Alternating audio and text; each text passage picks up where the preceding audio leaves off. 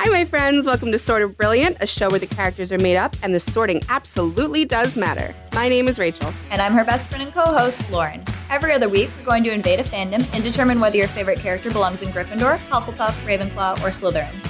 We're the Harry Potter podcast that talks way more about any other franchise.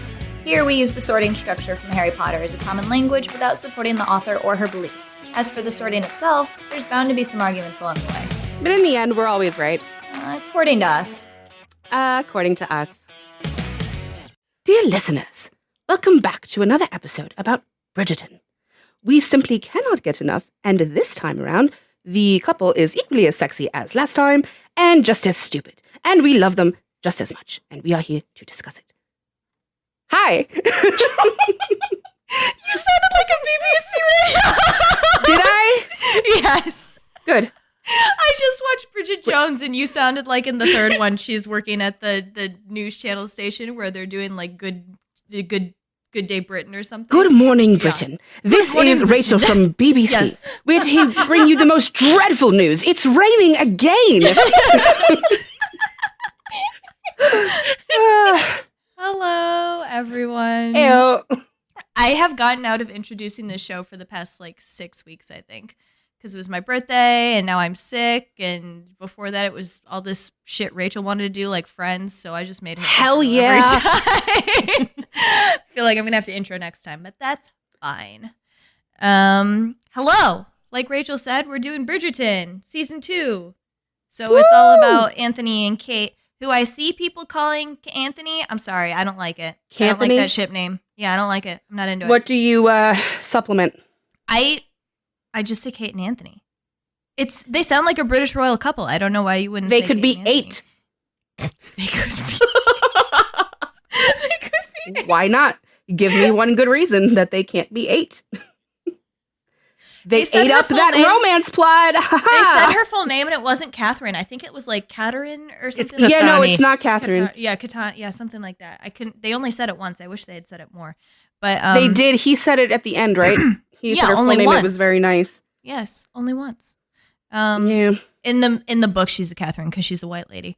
But really? Yes. You see, I didn't read. I don't know these things. The books are all white. Yeah, everyone's just reading that shit. There's some. Is Simon White in the book? Yes. There's some controversy. I'm not reading that. There's some controversy going on right now. There's some controversy going on right now because they're making the covers the Netflix covers, right? So the covers are suggesting that the people in the books are not white. Yeah, that's what I saw in Costco. Yes, Shonda Rhimes made them all.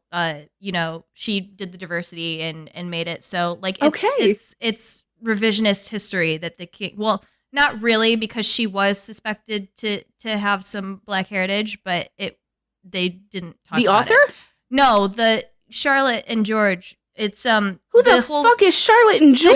King George and Queen Charlotte. Yes, you have to say Queen. Okay. Well, in the show, they're saying that since the Queen was a black woman, that they were able to kind of make the ton a mixed, diverse population instead of all being white people. That's why there are black lords and ladies and why there are Desi lords and ladies, right? Yeah, that's revisionist history. We're never equal. Wow. And we still aren't. So. I'm not going to lie. I kind of really get the people being upset about the Netflix covers being I do too. It should not be a thing. Because it's so misrepresentation. I would be livid. Misrepresenting. Look, if I had never watched the show and I had never read these books and I just came across these books shopping in my little cart. It's not little if you're at Costco. I was shopping in my giant cart at Costco. I was like, oh my gosh, look at these, Regency era romance novels and people of color are on them. And it goes in my cart and then I get home and read them and they're white. Yeah. I am writing. Yeah. Simon's like a blonde, blue-eyed dude. Yeah. Wait, so Kate's just a white lady. Yeah. And Edwina I told you white. This. Did you not listen to me when I spoiled the entire series for you? Her name is actually, they actually are the Sheffields. That's she's their Catherine last name. Sheffield. They're Catherine Sheffield, and they're a white family. And so Edwina's 17, which is in the books. Yes. What? In the all the problems that Lady Danbury discusses in the first season with Simon, where she's like, "What we've been through," and we could lose it in a second. Don't play around. Whatever. She was like, it was awesome. Yeah. That is unique to the show. Yep. The queen herself is unique to the show. If you are interested in this, I would look into reading about Queen Charlotte because like I said, there is evidence. There's discourse about her having. No, there's evidence that she is of mixed heritage, but obviously the English did not acknowledge that because they suck. So Shonda just approached this author and said, "This is what I want to do with your series. You cool?" Or she just did it. Because they gave the author money. Julia Quinn was pretty excited about it because these books are 20 years old, and she was also, pretty like happy. You can just give the author money and then be like, now I own if they're willing to sell it. Yeah, but I don't know the steps they took to get buy there. the rights, I'm and wondering. you can do whatever you want. Yeah. Right. I feel like a lot of adaptations have shown. They did that with Cursed Child, which is horrible in general. But Hermione is black in Cursed Child in the play, and she's an amazing actress. The one I saw, fucking awesome. Do whatever you want. Make things better. I love that. Oh, I'm not reading those books. That is so boring. Christ. All right. Well, I'm glad you spoiled everything for me. Thanks. Yeah, me too. Who knows how they're going to change it, though? I did see a lot of people complaining on Twitter about this season. More than I saw complaints about season 1. This season changed way more from the books than last season did. Something I also told Rachel that I'm sure she didn't listen to. No, you told me, and I read Twitter arguments about it, and I get why, because so many Regency books, the trope is like they're caught in a compromising position, so they have to get married. Oh, I didn't tell Rachel this stuff. Oh, well, this is something that I think the show changed for the better. Absolutely, I like that they did this. Yeah, in the books, Rachel, when Kate gets stung by the bee on her chest. On her boobie, yep. Yes, Anthony sucks the venom out and people catch them and are like, you now need to get married because you're suckling on her breast in public. Suckling on her breast. The image is so weird. Just for that alone. But truly, he is like, he's terrified of bees. That's how his dad died. And he thinks that they don't understand allergies because they were dumb back then too. So he thought it was like a venom thing. So he sucked the venom out or tried to. But they get caught. So they're forced to get married, kind of like Daphne and Simon were. But so in the show, it's too similar though. Well, exactly. Yeah. Also in the show, Anthony like actually chooses that he wants to marry. They choose each other instead of it being like a situation. That them some zibin. I like that better. Yeah. That was one of the changes from the books I really, really liked. The I know that people had issue with Edwina. Because she does not love Anthony in the book at all. And she's an extremely smart and capable woman who is 100% from the beginning. Like, this man clearly has the hots for my sister, and I'm gonna help this. Is she very young in the book as well? For somebody else. Yeah, she has the hots. Yeah, for some other like nerdy dude. Yeah, and she's I gave her a lot of free passes because I saw her as really like a child. Over the course of the book too, Anthony is like courting her, and she's like, okay, just like Yeah, she is not invested in Anthony at all. Okay. In the books or anything like that. And that was the change in the show that kind of irritated me, is having her be in love with Anthony because it makes them shitty. It does, right? I disagreed with Lauren on this, and I guess now with you, Meg. I don't think she was actually in love with him in the show. I think she wanted him. With Rachel. I don't think it was love at all. I think it was, I want that for myself, and it's mine. I had argument with the fact that she was telling her sister, "I love him," and then she was saying it, but I just don't think. She's young. She has no life experience, so for her it was more of an investigation. Yeah, but it makes it feel icky when she tells Kate, "I love this man, and this is all I want from." I don't think she knows what love is. I think she just wants him in her future. Yes, but that's very patronizing to tell a 16-year-old. All right, but she's not 16 in the show. That would also be like, I don't think that you love him as much as I love him, so I have more of a right to go for him. It's not patronizing at all to say that she met this guy and had 4 conversations with him. You're not really in love with him. It's not patronizing. It's factual. It is for that time period because they courted very quickly and they fell in love very quickly. Even with my thing, even with that, it just, to me, it seems pretty clear that she is kind of taken up with him fitting in the life that Kate has told her that she needs to have. And he ticks all of these boxes that Kate has put forth for her as what a guy she should marry should be. And she wants them now. She wants those she things, wants it. but it's not that she wants him necessarily. It's just like he fits the bill, so he represents something. Yeah, I think for part of it, because I think you may be right that she's not in love with him, but I think she does actually genuinely have feelings for him. Yeah. And that's where in the book it differs so much from the books, because in the books didn't have feelings at all. She does not give a shit. So interesting. And regardless of whether or not she was really in love with him one way or the other in the show, as far as Kate is concerned, this is what's going to make her sister happy. This is the one that her sister wants, and it makes Kate feel more like a betrayal than it did in the book. So I think if people who have read the books, that's one of the more frustrating things, and that's how that's fair. To see there be any romantic feelings from Edwina to Anthony makes it feel a little ickier. Yeah. In the books, it was kind of like a game. Like Anthony clearly knew he wasn't getting her, and she clearly knew she wasn't interested. So it was literally like, I'm trying, but really, this is all a guys to spend more time with Kate, who I guess hate. So I guess that doesn't. And they wind up married halfway through the book. Anyway. That doesn't make for very good TV, though. That storyline where she's not really that into him. Where's the build up? Where's the tension? Where's the problem? I think it could have been. It's really. No, there's still tension between him and Kate. Like, even though Edwina's not into him, like Kate is not having him either, because she's pretty set on not getting married ever. So and then when they wind up being stuck being married, that's when a lot of the but I guess friction. That's very similar to Simon and Daphne. So I see why they wanted to. But they could have. But I think they could have not done the forced marriage thing and still not have had Edwina say that she loved him. Like, there didn't need to be. That's true. The development of Edwina and Frederick, though, is an interesting. Oh, cool. Potential from the show. Talk more about that? I don't know. I'm just saying in the show, in the show, the idea of Edwina and Prince Frederick being like suggested. I'm like, that actually feels like a really good match. I feel like the two of them would get along. Oh, I loved him last season. Mm-hmm. Yeah, I did too. That would be cute. Two people getting used by the Bridgertons to get their own means. Aw. Yeah, but also like they seem to have like a similar spirit. They're both like nice people, just kind of gentle hearts and kind of go with the flow. And then I don't know, because we don't. Okay, I'm not gonna get. I love how proud you guys were of not having a whole bunch of conversation for the recording. This is on topic. It's on topic. That's fair. Still no intro. Really? We introed. We said what we were doing. That's all we do is we do something funny for a it. second and we introduce it and then we just bullshit for 2 hours. That's amazing. I love it. But I'm sorry, but I just want to jump in and say that, unless you listen to last week's episode obsessively, which you should have because it was fantastic and it's about Eurovision. I'm Carla, and the other strange lady is Meg. That's who these people are.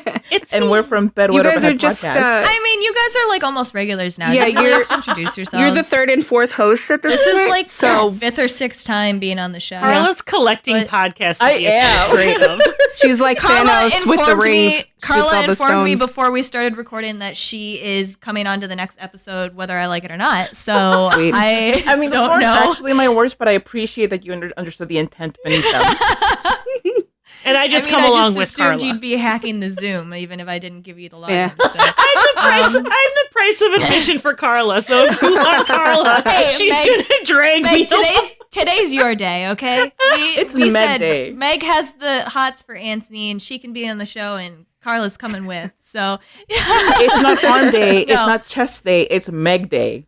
It's Meg Day. Yeah. We're all going to be so sore. The other big thing that the other big thing the show did that was a big change that I didn't like is that nobody knows Penelope is Lady Whistledown until her book. I hate that.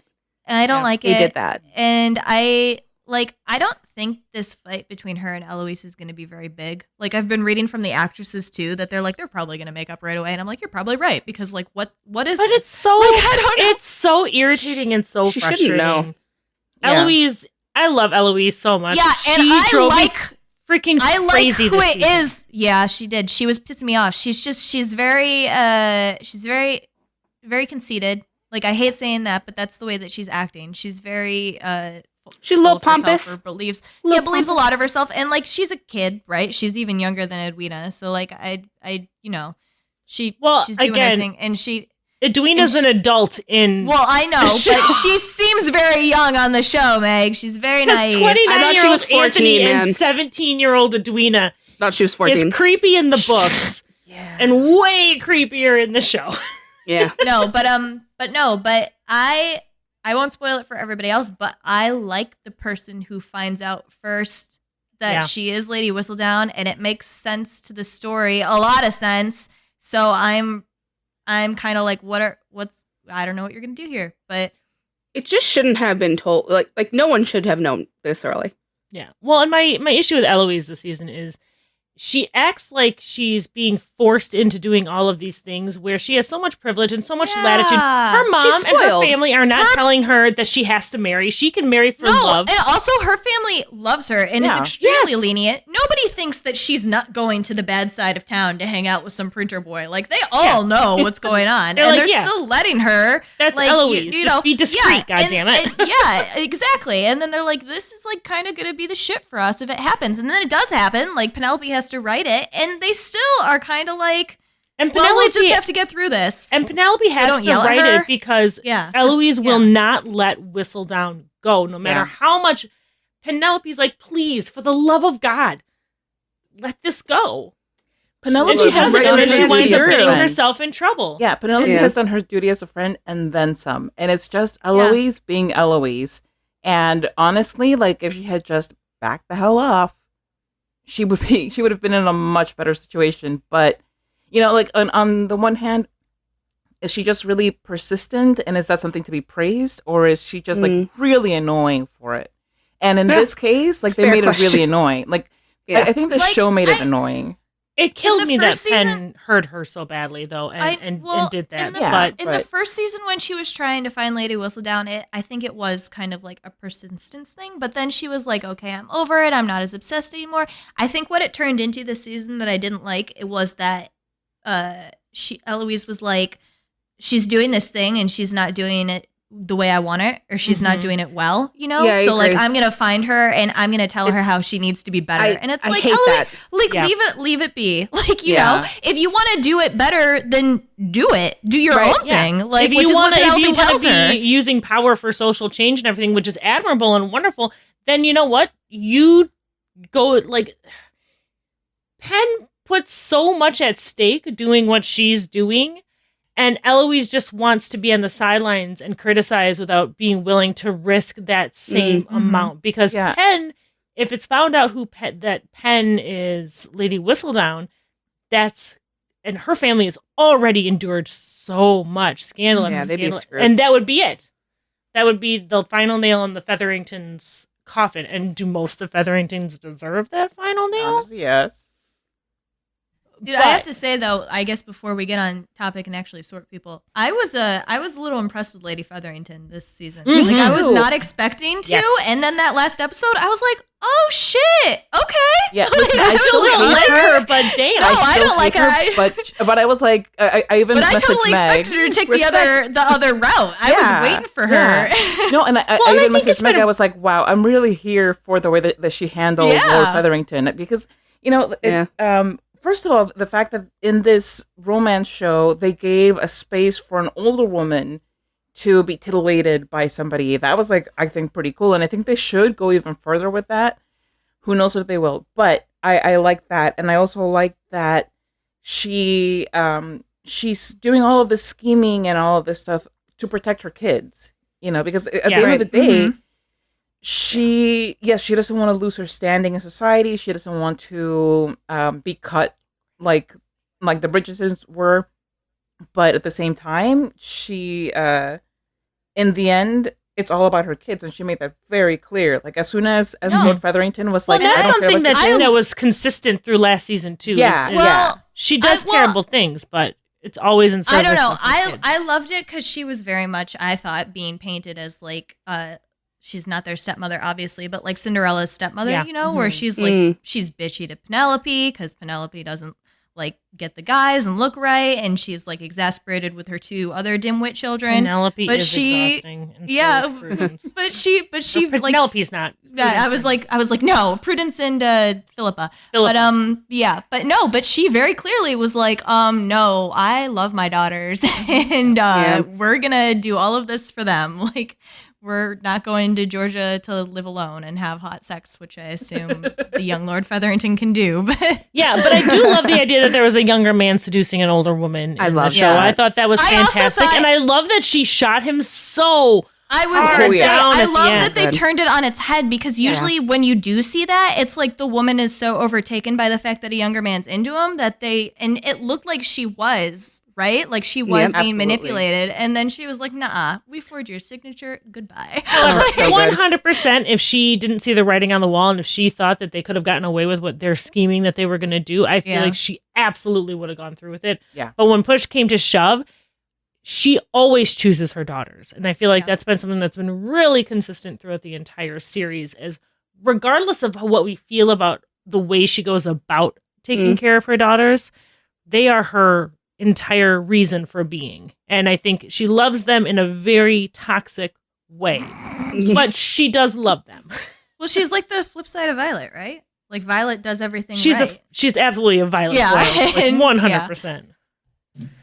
All right. Well, so we're going to sort Anthony and Kate and Edwina. I know the first season we only sorted Daphne and Simon. It's because this season was also different in that Daphne and Simon had hot sex the entire season. So true. This one really held off on that. Like I said, I think I said this while we were recording, but this season had a lot more of like the side stories going on, which means that we can sort Edwina. I'm not really sure if Simon had a sister we would have had anything to go off of, because they were they were busy. They were really very passionate about each other.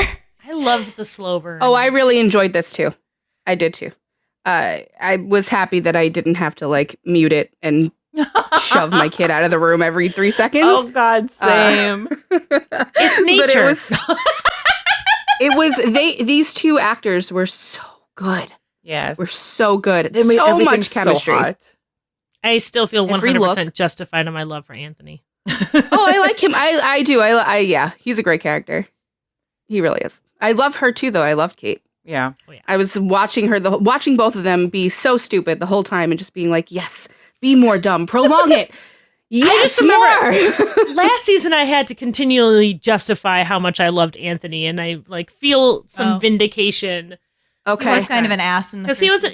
He was not a and very. We should talk about. He was figuring himself out, though. Well, we should also. We should talk some about what he did in season 1, because it speaks to his house. I think the problem for me, like I love slow burn. Slow burn's my favorite. I think the issue for me was that they weren't. And I think this speaks to both of their houses too. Like they weren't like the right type of idiot. I was like, I don't understand how this is still a problem. Like this should not be a problem. Like this should just be resolved. And it's because I know exactly what the issue is. It's just like I would have gotten over it. And because of both of their houses, they couldn't. No, like they just couldn't. I fully understood. Yes, I know that you understand what I'm saying. No. I will explain once you know both their houses why I couldn't get it, because I can tell you exactly what their problem was, and other houses would not have been able to go that long not overcoming the problem. I understood Daphne and Simon's problem because one of them was me, and also the type of Gryffindor that Simon was spoke to me. It's not a secret that I am into Gryffindors and often like a specific type of Gryffindor. Simon was pretty close to that type of Gryffindor, but yeah. Wow. Middle to right side. Yeah. Now it's a good place to be. This is making me really feel like the trend of me being 90% wrong. Now I know. Well, who do you want to start with, Meg? Who do you want to start with, Meg? I think we should start with Anthony, because I just want to talk about Anthony, and I don't want to be the first one because I'm tired. You're tired? She's had a long weekend. I'll go first so I can I can just get my first wrong out of the way. Just be done with it. Well, Carla, how much do you love Anthony? Like how I love Anthony. I think he's great. And is he your favorite Bridgerton? I think Benedict is my favorite. But Anthony's a close second. I just told Carla. I'm definitely horniest for Anthony. Okay. Same, for sure. But I think my Bridgertons in order are Benedict, Anthony, Eloise generally, then Hyacinth, Daphne, the little boy Gregory, Colin, Francesca. We still haven't met really. Is last because I know very little about her. She's off at piano lessons in France again for some reason. I don't know. The forgotten Bridgerton. She's always gone. I don't like her. There's another one. Damn. Yeah, there's 8 of them. Yeah, they go in alphabetical order. Again, and I was just watching for the sisters. If I'm not wrong, the books go beyond the 8. Like they do their children and cool. yeah. I think that if there's one thing that we can take away from Bridgerton season 2 is that if Edmund hadn't died, they would have just run through the entire alphabet. Mm-hmm. It would have been like, Zelda. And then run back to like the double A's. It would be like Aaron. Yeah. Hey, oh, bestie. Who's the third one? Colin. Yeah. All right. So my thoughts on Anthony and his house. Okay. So this is why I'm super wrong. Because I'm focused on the fact that there are things that all right, he's a cool guy. He has a lot of things that he does right, but at the same time, it's a lot of it is because it just fell on him. He's the oldest. He's the oldest boy.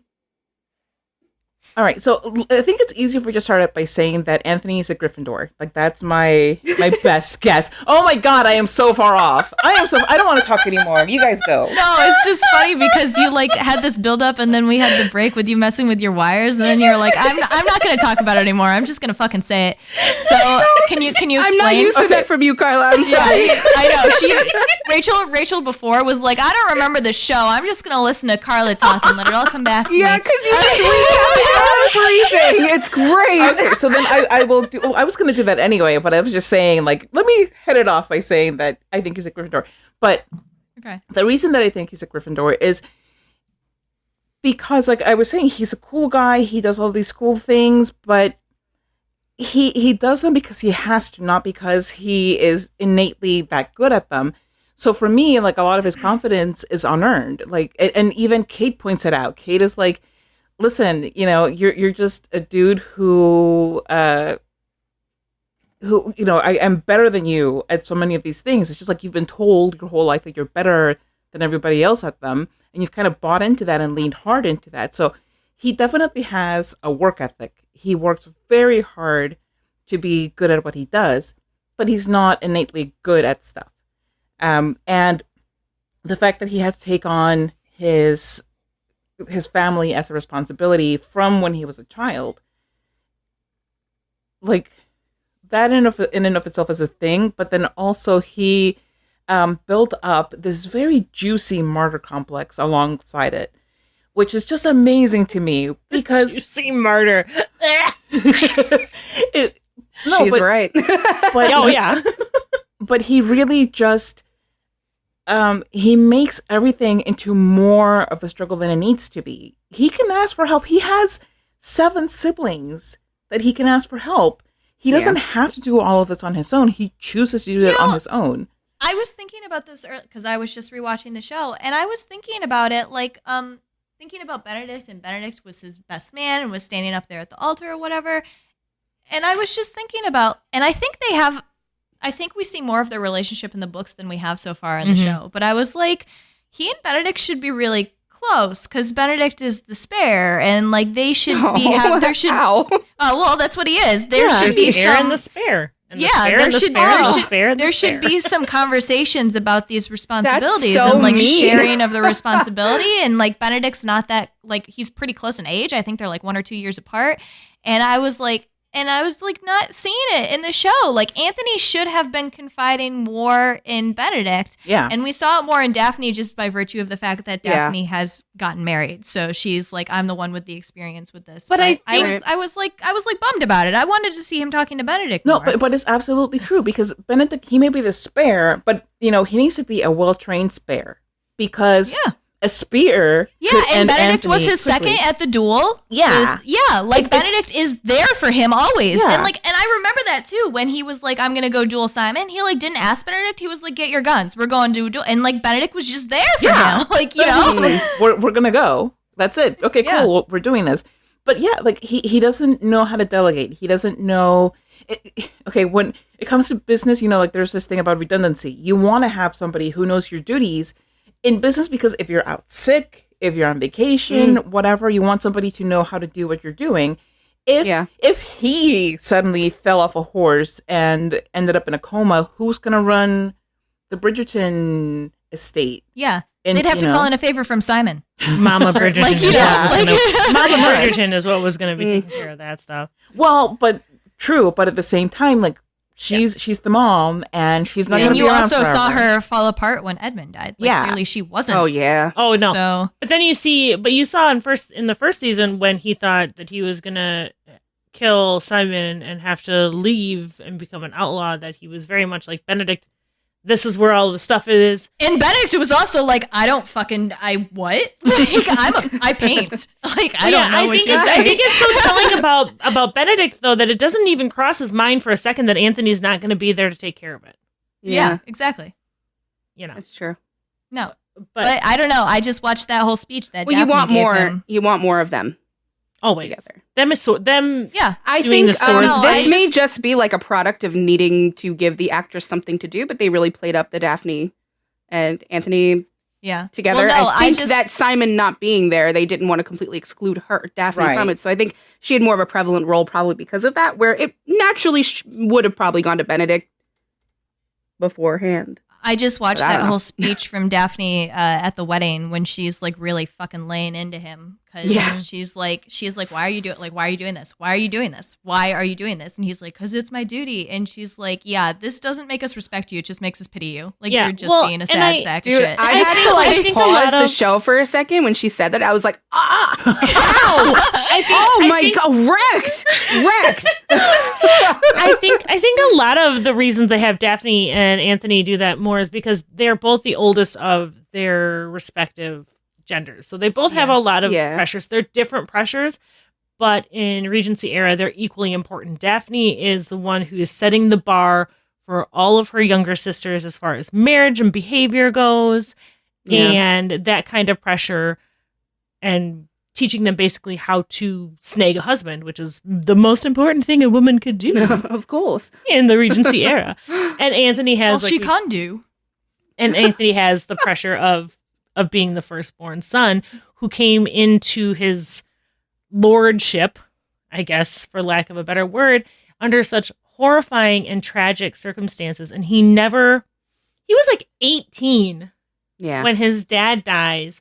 His mom is in hysterics and is completely, frankly, useless to helping him learn the ropes. And everybody, it's like his dad dies, and a second later, it's like, well, now you have to make all of decisions. He has all this pressure on him. Oh, man, when she's laboring, that whole scene. Oh, my God. I'm going to say he's a Gryffindor also. I'm not going to say but I want to say that I don't think it's because he's arrogant and lording over his power and not letting people help. I think he's so insecure, and that's why he comes across, because he was so young when he had all of this responsibility. His entire family, their whole fate rested on him when he was just barely a man. He wouldn't even be considered a man for another few years within society. Which is so funny, because women are considered women, like...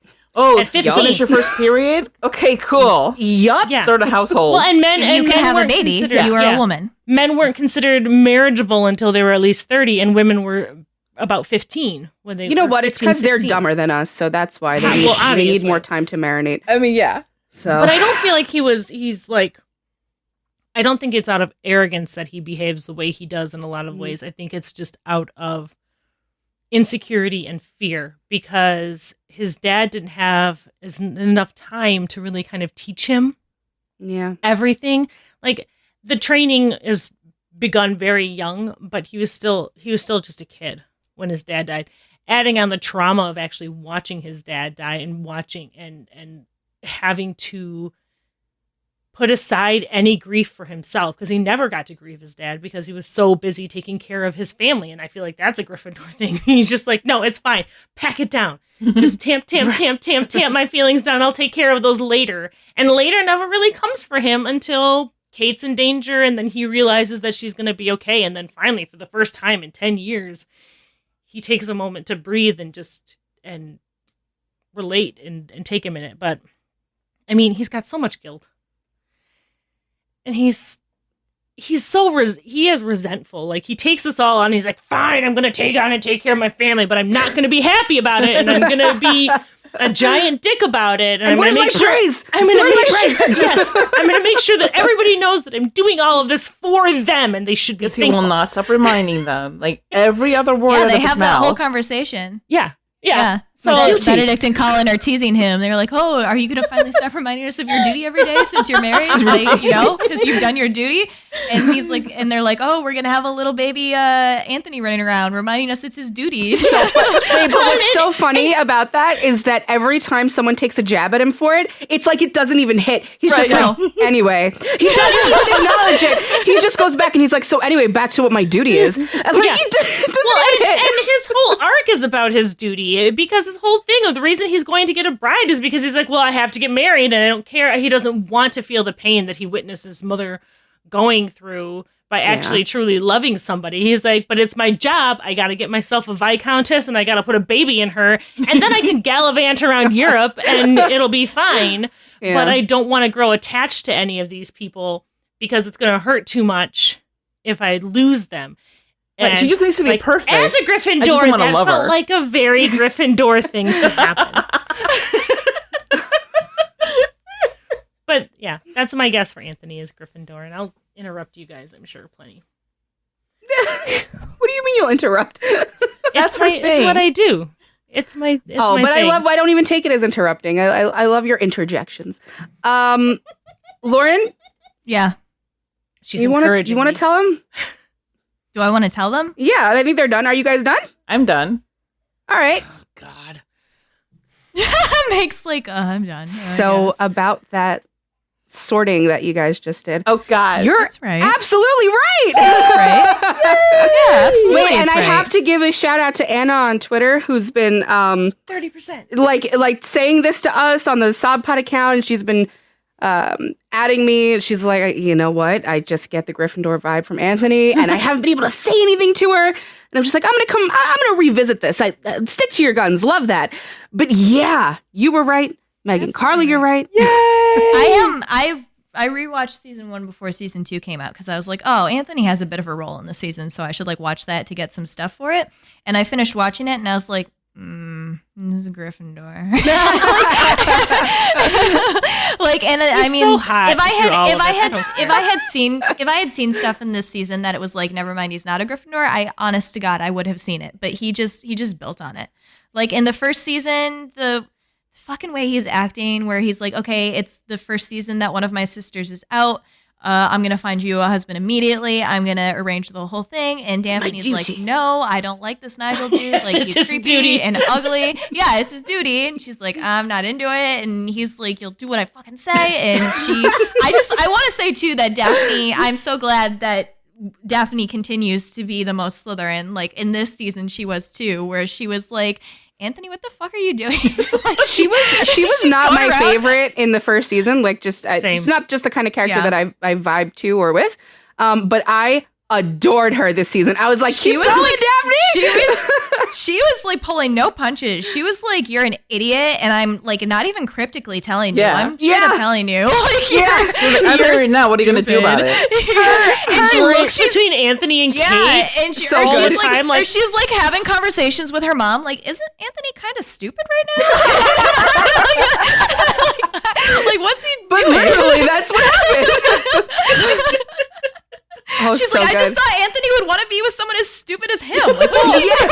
She's like, I think they it's don't quite match, you know? And I think you had so much better of an understanding of Anthony's actions in season 1 after seeing season 2, because I feel like so many people are like, well, he's such an asshole. He won't let Daphne marry for love and blah, blah, blah in the first season. But then you look at it, he's trying to protect her in his stupid way from feeling that same pain that he watched Violet go through. It's not right. No, it's not correct. I loved that conversation after Daphne catches him and Kate kissing, because she's like, oh no, oh no, you asshole. Oh no. She's like, I had to marry mine. And he's like, well, I'm a guy, so. And she's like, no. I'm sorry. I will say that when Anthony tells Kate that she's the bane of his existence and the object of all of his desires, for me, that beats out the "I burn for you" speech because all right. Well, let's wait until there's a song written about it, and then I'll listen to the song.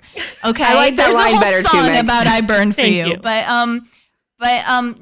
yeah. In the first season, he's just he's an idiot then too. But it's like less obvious because you're paying attention to how much of an idiot Simon is. Yeah. But he's like, no, you can't marry this guy, and then this guy turns out to be like a like almost like a rapist, really close. He's an assaulter. Yeah, no, not Nigel. Nigel. And then he's like immediately like, I'm gonna mess this guy up. And you're like, oh my god. And then he finds Simon and Daphne kissing and is immediately like, we'll duel the dawn. And Simon's like, I'm gonna die because I'm a martyr and I'll never have children. And it's really like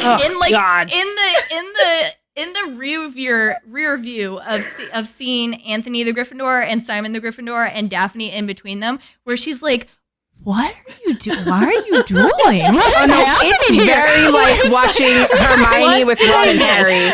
It is. Or it's like they're two like at each other like these two idiots that Gryffindor men are another breed. Honor, and it's like I understand that you have to uphold your honor, and I have honor as well, and I can't marry your sister, so you have to shoot me. And Daphne's like, no, you don't. You just literally conversation, you guys. If I don't, I will stay up all night thinking about this for the rest of my life. Like, why, dude? But I also like and then he has... Oh, I'm sorry. I was just going to throw in the only other thing that happened to him that season, which is where he was having the opera singer affair or where he was like, he came this close. He was going to do it where he was like, fuck my duty. I can be a free man and I can screw this pretty lady forever. And she's like, Anthony, stop kidding yourself. Yeah. Like, go home. Like, no, bestie. She's like, you will be awake, like Rachel just said, the rest of your life resenting me because this is clearly not what's happening here. Oh, she dodged the bullet for sure. Yeah. She really did. Yeah. No, but also, Daphne, as soon as she meets Kate, she assumes that Kate is the one that Anthony's going to marry. Yeah. Because she has a really good radar for when people are fighting for each other. Oh, yeah. And also, he's basically sniffing her. No, and Rachel said something like this, too. Like, Daphne went up to Kate and was like, oh, you must be Edwina. Like, clearly you're for my brother. And then Anthony's like, no, this is Edwina. And Daphne's like, this child. The kid? This infant? Literally. The one that won't speak, the soft-spoken one? Like, that's the one? Like, are you sure about this? Because I don't know. She seems too smart. No, I'm kidding.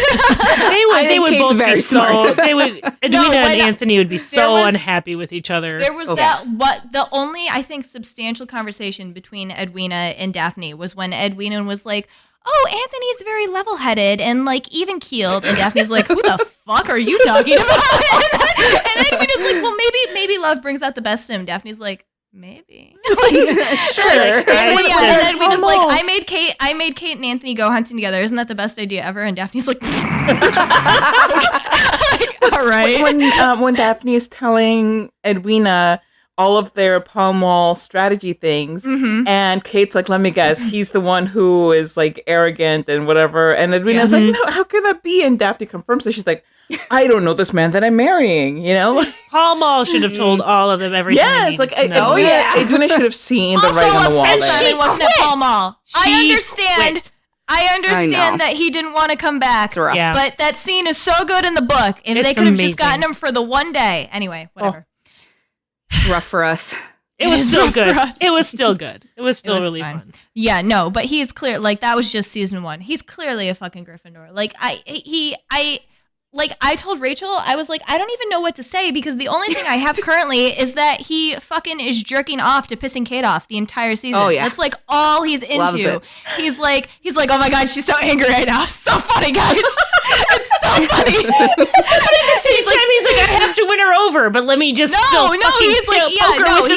like, what if I annoy her so much that she yells at me? Right. I love being yelled at. And then he's like, Oh my God, it's just so fucking ridiculous. And then he's like, oh my God, she yelled at me. How dare she? She's so aggravating. And I'm like, Anthony, dude, like what? Now I'm going to get her in a dark room and get really close to her and be like, do I aggravate you? Tell me I aggravate you. Tell me you don't care. Tell me how I vex you. Oh, I fucking loved them. Yeah, I was talking to Meg before you two came on, and she's like, yeah, I can't wait to be wrong. And I'm like, this is a pretty obvious, I don't know. Anthony's pretty obvious. And she's like, not about Anthony. Maybe obvious to you guys. Oh, not just specifically about Anthony? No, just in general. Sorry. I'm just always wrong. I think Anthony is a very obvious one. I do too. Well, I told you we are biased. That's fine. I can acknowledge that. But where else are you going to put my dude? Come on. Where does he go? Oh, okay. Look at Carl's face. Every other house would just do their duty and not bitch about it that much. Exactly. You internalize that and you let it fester in your soul and say nary a word to anybody else.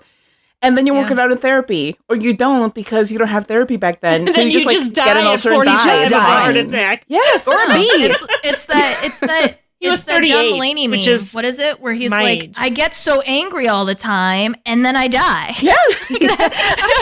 That is how you do it in this house. That's what a Gryffindor is. Yeah. No, it's fucking ridiculous. I can't. Like, I don't even know what else to say about him. Even he talks himself out of the marriage so many times. And then Kate talks him back into it every time. And he's like, okay. Like,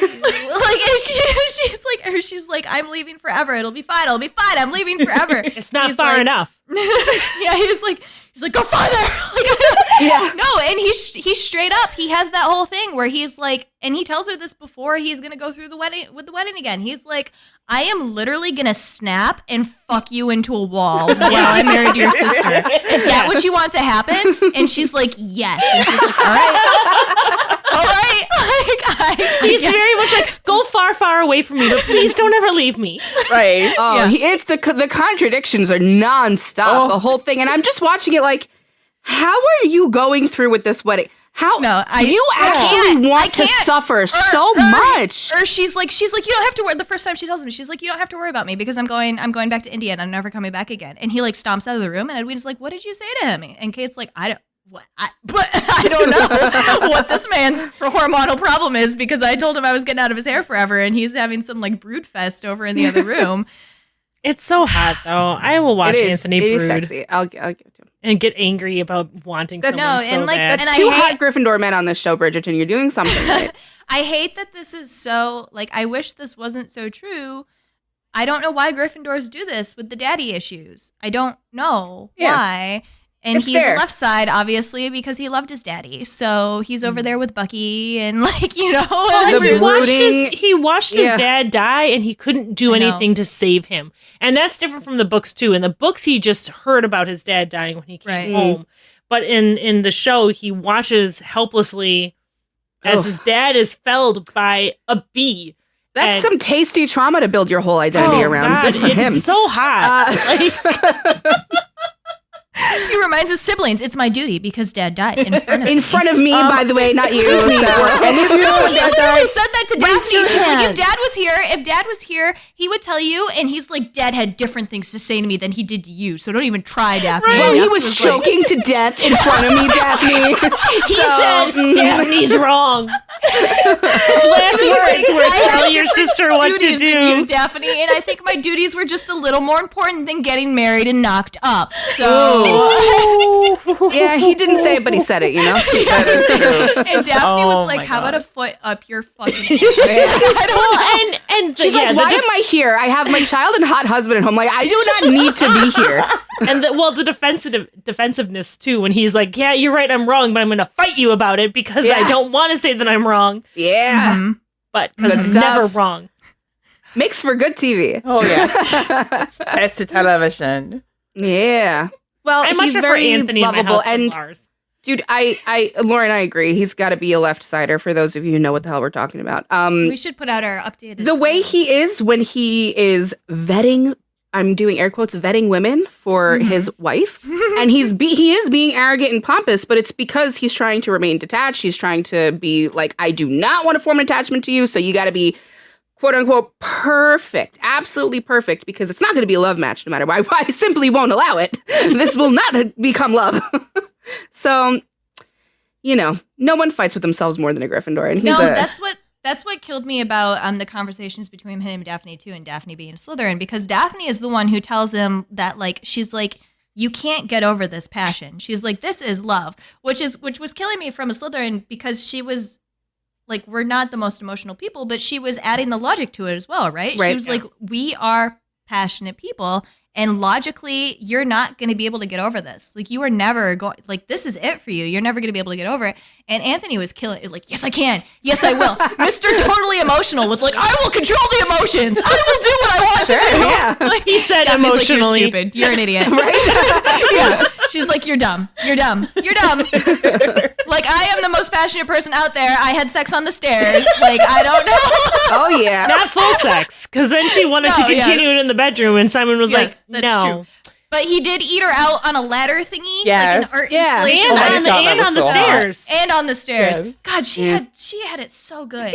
I think he had it better. I don't know, man. She's like Disney princess come to life. It's unreal. It's a little unreal. Okay, so Anthony Gryffindor. Come on. Mm-hmm.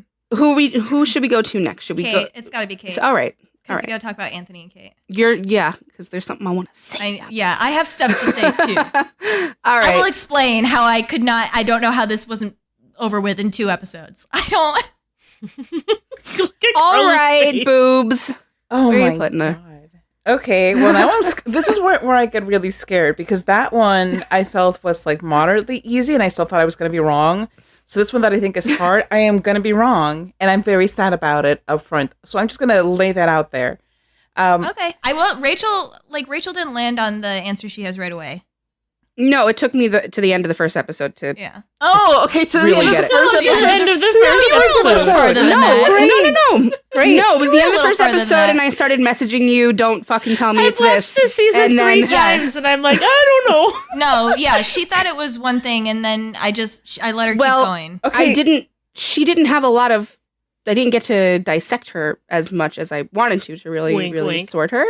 Yeah, right. As much as I really want to. But it came to a point where it was just, God damn it. Okay, you're this.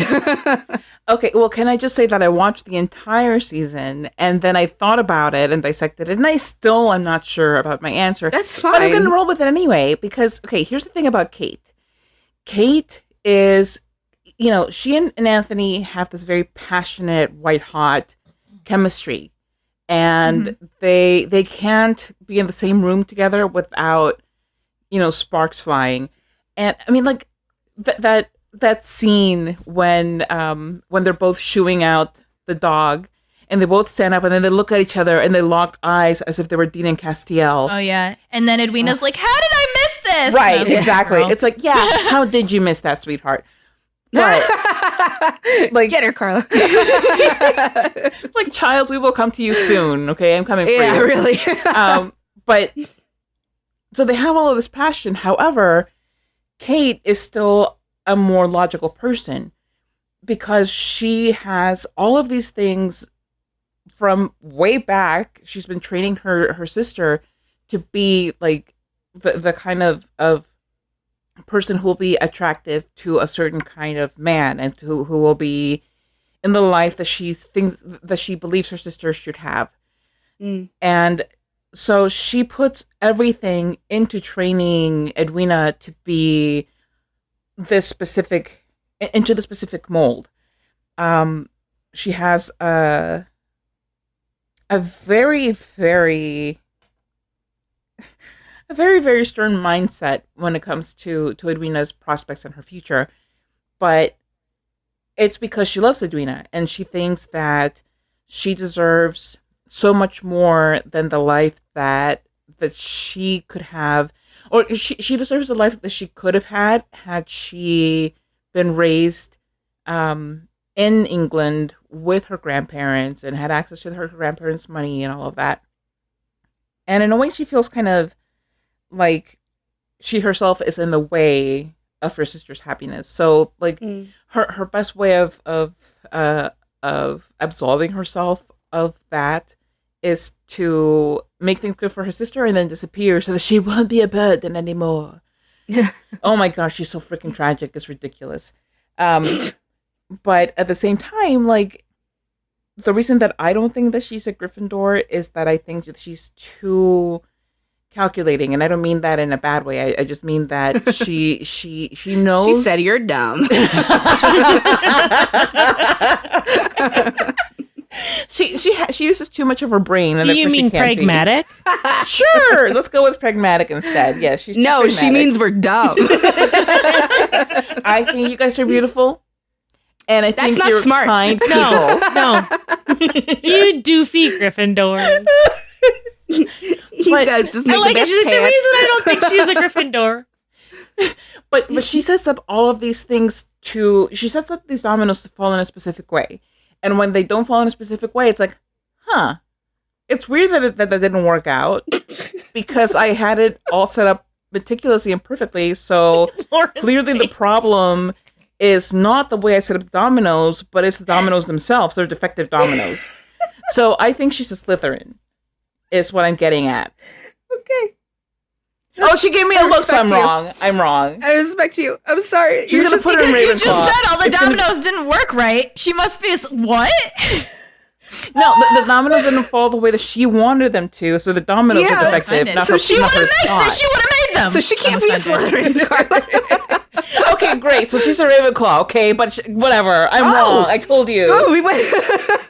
I told you I want that sexy lady in my house. Let's go. No, it's just, she has to be. I told you, like, anybody that I like. She's too smart to be emotional. Of course. So Hufflepuffs and Gryffindors just make real cute friends. Her panting with Anthony in a closed room, definitely not emotional. Super pragmatic. No, that is just like the way the body works. She basically licks his face. She had. When she took his hand and was like, "Feel my boob, feel my tits." She's like, "This is and for breathe logic." with me. Logically, is the bee sting okay? Feel it. Is it okay? She's just like straight up my like heart is still beating. I'm still alive. She's just getting off on fighting with him, and then immediately is like, "Oh, are you upset? Touch my titty. It's fun. Let's make out. Let's kiss about it." I give up. I'm recusing myself from this particular person. Meg, what do you think? So I am actually kind of torn between two. I haven't made a decision. Part of me was thinking Slytherin because she has a lot of ambition. It's not ambition for herself, though, which is what makes me...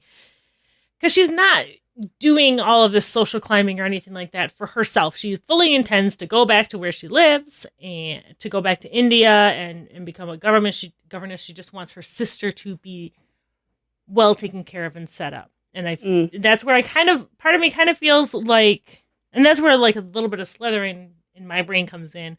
But I also kind of feel like, and I wrote a grumpy Hufflepuff. Just because I don't think she's not emotional. I think she's very Slytherin light. Yeah, like she's a dash.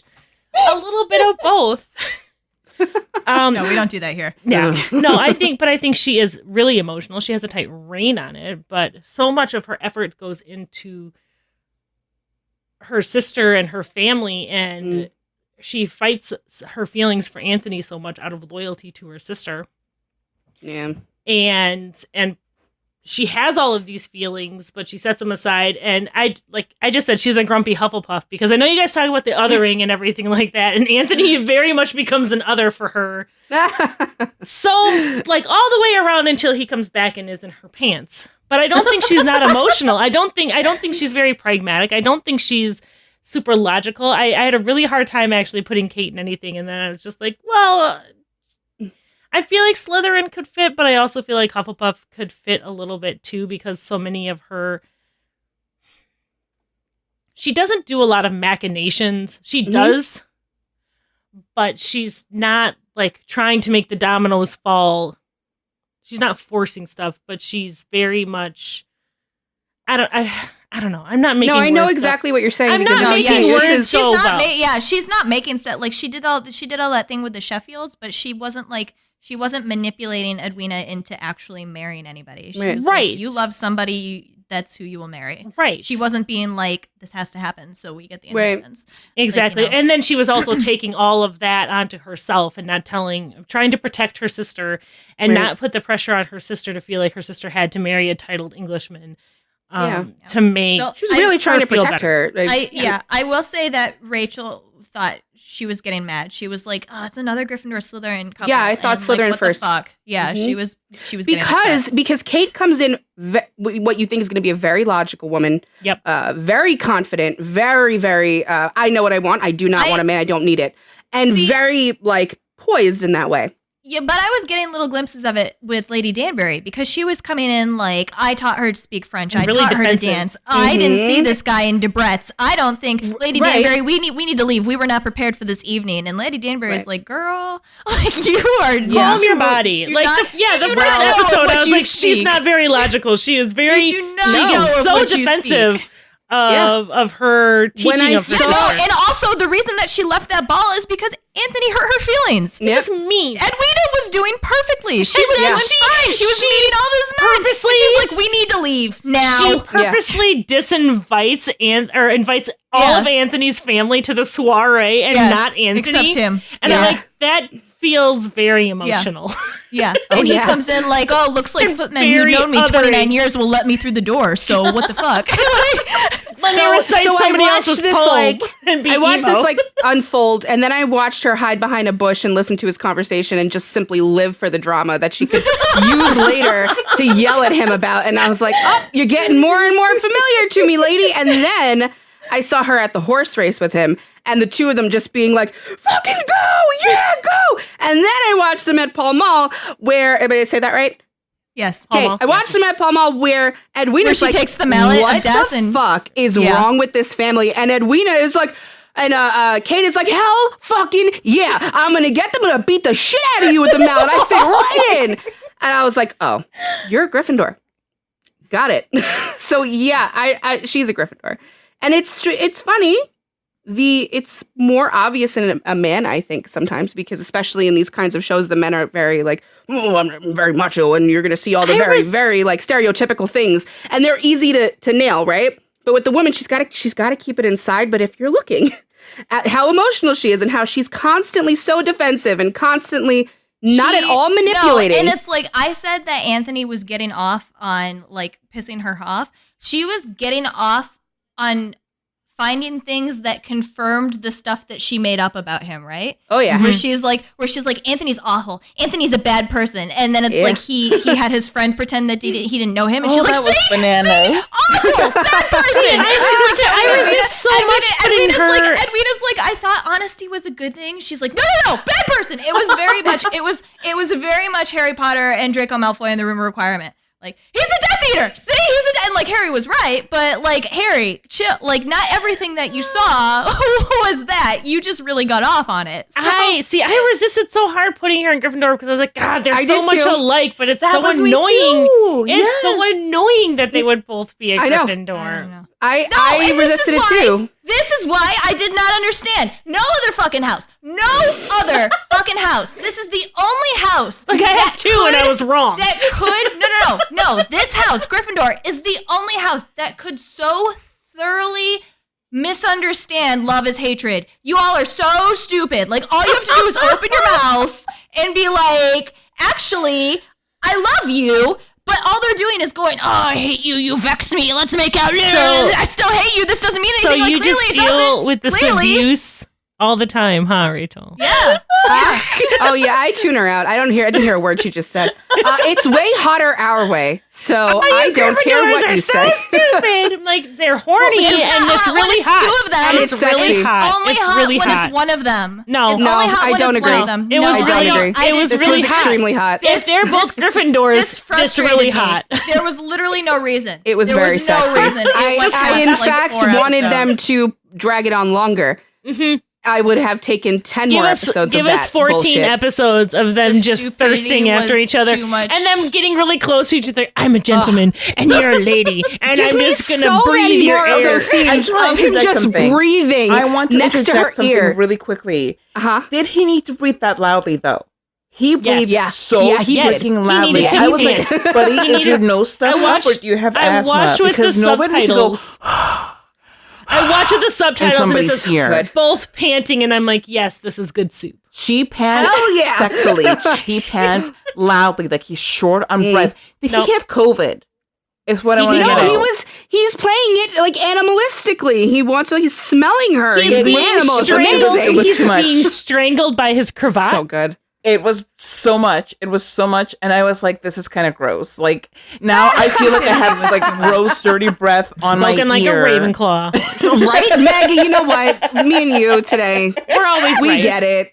We get it. Stupidity was too much. There's no reason that they should have not opened their mouths after like 5 occurrences. I don't think actually for Kate, it's not stupidity. For Kate, it's guilt. She let Edwina abuse the shit out of her verbally and sat there and took it and allowed it and was like, hit me harder. You're right. I'm a complete bitch. But it is stupidity. See, and now you say shit like that. Like, of course she's a Gryffindor. God damn it. This is Gryffindor too. It's the fucking paradox thing again. Both of them knew that they loved each other and they're sitting there going, I refuse. I will not do it. I don't want to do it. So I will not do it. Right. Like, just do it. For me, so mad. The thing that I wanted to ignore, the thing that I desperately wanted to ignore and that I ignored so hard was that they're both martyrs. They're both the same exact kind of martyr. They're in the exact same way. It's like Daphne gives it to you because she's like, don't you think Anthony should be with somebody who's exactly like him? And then she's that was the big got a neon sign over Kate. But like, I felt so, that's what I resisted so much. I was like, God, it would be too much if they're both Gryffindors. It's not. We've had other Gryffindor pairings before. But I was like, isn't that like a bit much? Isn't it a bit too many Gryffindors? I love Ron and Hermione. I'm fine with it. I love Harry and Ginny. I'm fine with it. So I'm good with Gryffindor. I don't know. Usually when it's the same house, they have to. They don't always have to be. They either both have to be middles or they're often opposite ends. And I think they are opposite ends. I think so too. I enjoyed the dynamic between them because it was so funny watching them both dance around why they couldn't. And for Kate, it just felt so much more, I understood her way more than I understood Anthony. Anthony was being fucking stupid sometimes. And Kate was flat out like, I can't do this to my sister. I can't. Well, no, and when Edwina was speaking to Kate, Kate was getting like that too. Like, why? Like, she was like, you don't understand. When Dad died, I took over the family. And I did all of this so that you could have exactly what you wanted. And Edwina's like, what? No, I don't want any. No. Right. And she very clearly was like, okay, so now everything that I do, I'm going to be doing because I want to do it, because that was batshit what you just said to me. Like, I didn't want any of that. I'm also actually going to claim this as a win because I said grumpy Hufflepuff, which I feel like a Gryffindor is a grumpy Hufflepuff. No, that's Slytherin light. But it was very, I don't know. Kate was like very, I just was getting Dean and Sam vibes. So much. And I was also getting like, you know, if Sam was like, I am in love with Cass, I feel like Dean would have handled it exactly the same way. Where he was like, I gotta let Sammy have Cass, but then he's like humping Cass in the back room because he can't. Okay, wait, the thing I wanted to say. Okay, I really, really fully believe this, that no other house, especially not Slytherin, would ever even allow themselves to be put in the situation where they're alone with the person. Because if they've made the decision, like, all right, I love the person that my sister's with, or someone in my circle, right? This is as a Slytherin. They're not going to be in that library alone with them. The second he comes in with the candle and everything, the fucking Slytherin's out of there. You're not getting near me. You're not getting close to me. She, in fact, would have been in India and the season would have been over. They changed that so much from the books too, because in the books she's like catatonic and he's basically like, are you okay? And like rubbing all up on her. But just all of the opportunities they have where they're just like this, just on top of each other and their cheeks are smashing together. I was like, oh, only this house. You two could be this dumb together. This isn't wild. How are you allowing it? And then I'm like, oh, I would definitely allow it. This would totally happen to me. Oh, it gets so horny about it too. Right? I know. I guess it makes sense. I'm such a slut for angst.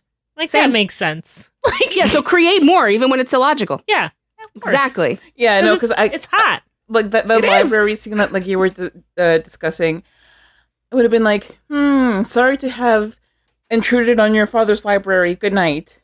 Yeah, that would have been the end of that.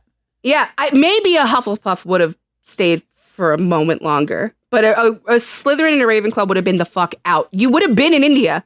You would not have. There's no way, because if someone that you love that much, is into this other person, whatever this situation, you're not going to give into that. You're going to find a way and be like, I can be better than this, actually. Great. My sister found the match that I wanted her to find. I am now leaving. Yeah. But we can't fight with a feeling. We can't. We try. I'm telling you. No, we try. see, we fail. Here's the thing. I fight with a feeling, but I always win. I love that. Wish I could relate. I'd forgotten what we thought what we were fighting for. I don't know. I can't fight this feeling but anymore. But it felt sexy, so let's keep yelling. Meg. I knew you would get it, Carla. I just get them so hard. I really do. I was like, God damn, this would be exactly where I would be in this situation. I would definitely have let this escalate to a wedding. I definitely would have, and not have left and been up there staring, sadly pitying myself. Totally could see myself in this situation. And then so casually drop a bracelet. Oh no! Oh no! I'm so sorry. More drama! Oh no! Together. Oh, I loved it. But seriously, how was the first time in the middle of her wedding when you're supposed to be focusing on yourself and your groom? No, how did Edwina finally catch on? I know, but I also can't believe he bent down to pick up a like if my husband did it, even innocently, I'd be like, "What the fuck are you doing? Stand up!" I'm not going to drop anything. That was on the heels. That was on the heels of him not saying his vows because he. That was bad. Oh, he was gazing at Kate. Oh, I messaged Meg, like, if this turns out to be an Ross take the Rachel moment, I'm out of here. Oh, yeah. I was waiting for that to happen. Carla, think about the whole season with Ross and Emily, right? He clearly is in love with Rachel, but he's pushing that marriage to make it work. He's not being alone with her. He even says, I'll remove myself from the group. It's fine. That's a Slytherin. They're not gonna do that. Right? They're going to remove themselves from the situation, but a Gryffindor just doesn't have that kind of self-control. No, because we want it. We want it. We want our cake and eat it too. I can understand, but I cannot relate. Yeah, that's fair. How are we besties? This is how. How do you put up with me sometimes? Opposites attract. We're that cat in that Paul Abdul video. I don't know that. I don't understand that reference, but that's okay. Fantastic. That's okay. Youth. Carla. Okay, youth. We both made references 31. The other I'm really a baby. The youths. I loved this. I loved the Gryffindor pairing, and I loved it because it was so stereotypically Gryffindor. It was so good. It gave me everything I wanted out of a Gryffindor couple. I loved it. But she fooled me at first because she seemed more composed than she is for 5 minutes. I was like, it went downhill real quick. That the thing at the races where they're just beating the shit out of each other in the stand and screaming over the horses, wonderful. I loved it. You knew it in your heart. You just didn't want to say it. You both knew it. I felt it. I felt that you both knew it. A grumpy Hufflepuff was a Gryffindor, but This is why they're closer I only to Slytherin. did well. You know, like those Okay, you don't know Scantrons probably, but multiple choice. I exams. know Scantron. Okay, so on multiple choice exams, yes, you know, like if there's a whole row. Okay, one teacher gave us one where everything was a C. And I was like, this can't be right. So I picked like a couple of B's and whatever. Because I was like, this can't be correct. Well, so I did this while watching the episode in Lauren's DM. I was like, there's no way. She must be this. She must be that because there's no way. So she's this because she can't be that, right? Because she can't be a Gryffindor. So she's got to be blah, blah, blah, blah, blah, blah. Yeah. I'm like, she's too smart. She's too smart. And then I'm watching her be an emotional wreck. And I'm like, oh, fuck. I love that. Damn it. I love that I come on here and I just constantly hear him just such a big, dumb, emotional war. We're just the big, dumb house. You are we're brilliant pretty. people. Overly emotional doofuses. Your brilliance. That's what it is. You're brilliant people, but your emotions get the best. Come on here and get abused. Meg, we're always a main character of something, so don't worry about it, okay? I don't care. Maybe I'm not Ivy League brain, but you want to watch a show about me, bitch. So you could say we have main character syndrome. Okay, I don't want to talk about this anymore. It's because you'll create your own conflict that does not exist. It existed for them. They just didn't resolve it. I will create it for myself. It exists in your head. Wow. Literally everybody around them was like, no, this is not a conflict, actually. It's not. You two just get married. But no. Nah. Too easy. Carla's like, this is she's getting Can't mad. do it. Literally up to the wedding, I think both Violet and Daphne were like, Anthony, why aren't you just marrying Kate? He's like, because reasons that I have in my head that I made up. What? Why is this so hard for you to understand? Seriously, this is entire attitude. Duties! If I have decided that I have all of these duties, and I have decided that because you suffered, then I don't want to suffer like you suffered, because then I will be useless like you in were. a totally different way. Lady Bridgerton is like, what duties? Can you spell out these duties for me? Like, tell me what they are. And no, they're intangible. I just do them. I'm going to suffer I just in my live own for way, them. not your I am way. a slave at the altar of my duties, mother, and I can't tell you what the duties are because they're top secret, super secret duties. So This is men information. I'm the head of this house, and you have no idea how hard it is. I know that you birthed all these children out of your womb, but I have to do the duties for them. And Like, listen, I don't ask you about birthing children. Don't come and ask me about running a household. His servants ask him about birthing children, and that really horrifying thing. We're like, hey, that was so who awful. do you want to live? Your sibling or your mom? And he's like, fuck it, let my mom choose. I would have done the same thing, though. And I'd his have been like, I mom's can't choose. my husband would have known what to do. All right, lady. I know. My God. Okay, but he's not there and your child is. How about you just make a decision and be killing done me with out it? here. Oh, that made me so mad. It wasn't just that she was saying my husband would know what to do. She was saying Edmund loved me. Edmund would never consider having me die. And Anthony's like, I'm 18. But also, I also very much love the fact that she took that choice out of Anthony's hands. Like, she's in the middle of labor. It's obviously been a hard, long labor and painful. And when she talks about how she was talking about letting Edmund choose, like, I feel like she was talking about let fate choose. Let Edmund decide and maybe save this baby and kill me so I can go be with my husband.